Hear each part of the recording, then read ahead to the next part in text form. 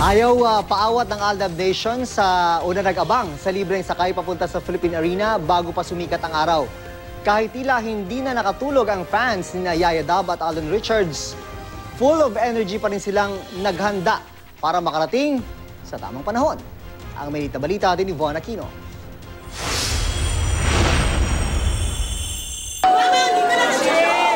Di magkamayaw ang mga excited na fans ng Aldab sa tatlong pick-up points ng libreng sakay papunta sa Philippine Arena para sa pinakaabangang tamang panahon episode ng Kalye Serye. Alas 3 pa lang ng madaling araw, inabutan ng GMA News ang mahabang pila na ito ng mga excited na fans ng Itbulaga sa labas ng Broadway Centrum sa Quezon City. Ang pila ng mga fans sa paligid ng Broadway Centrum studio ng Itbulaga umabot mula sa bahagi ng Broadway Avenue paikot hanggang Aurora Boulevard. Na-anticipate ko baka maraming tao. At kahit pang madaling araw, buhay na buhay naman ang mga kabataang ito na ang ilan ay miyembro pa ng iba't ibang grupong umiidolo sa tambalang Aldab.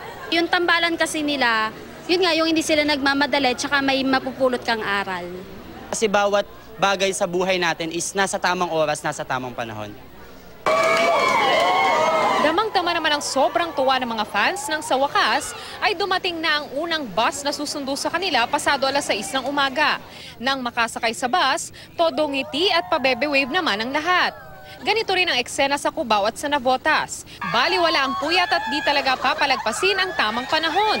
Ang mga 9 taong gulang na sina Diana Abelardo na suot pa ang Aldab t-shirt at si Aizen Ireneo na kasama ang kanyang ina, sobrang excited na raw pumunta ng Philippine Arena. Gusto makita si Yaya Dab ng live. Maging ang driver ng bus, nagpa-baby wave na rin. Von Aquino, GMA News.